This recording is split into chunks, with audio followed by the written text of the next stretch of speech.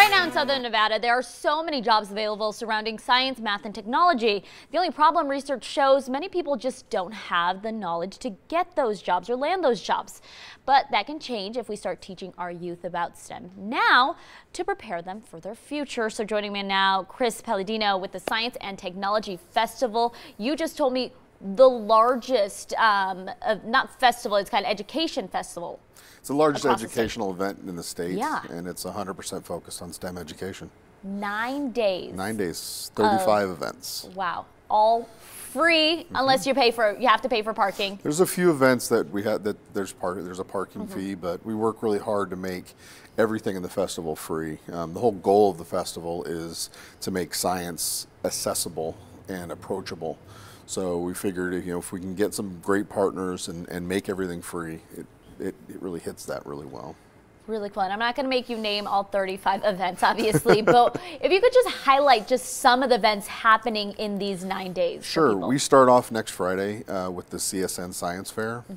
Then we have a partner, UNLV, Dr. Josh Bondi is going to do an archaeological dig out at Tule Springs. Really cool. We have a partner with the Desert Research Institute on May the 4th, and they do a May the Science Be With You event. That's all focused on Star Wars. It's really cool. The other the two of the other events during the week. On second, we have the founder of the SETI project, Dr. Jill Tarter, coming in, and on the third, we have a climate change debate, which is very topical right now, with two nationally known experts in their field, which will be at the Windmill Library.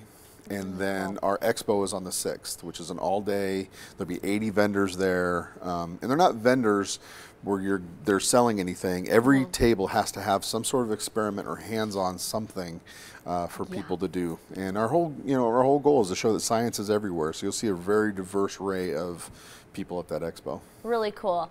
And like you were saying, yes, there's some things where their speakers come in, but everything is really hands-on. So is this for all age ranges, really? We're kindergarten to adults. Cool. Some of our events during the week, like the climate change debate and things like that, are obviously geared towards adults. But at the expo, every member of the family will find something. We have a giant rock wall that's coming in. I just remember that from the Boy Scouts of America.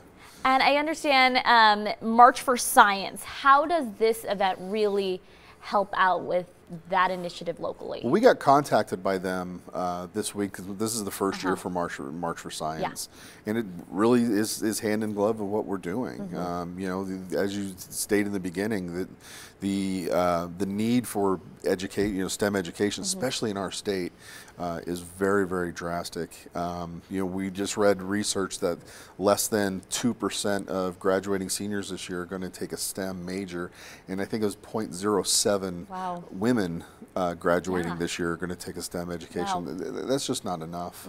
And other research shows that there's one of the reasons is it's just not accessible, or it seems like it's too hard. So we really want to make it show that science is everywhere. Science is everywhere, and science is exciting. It sure is. Technology exciting. It's changing. Well, thank you so much for coming by.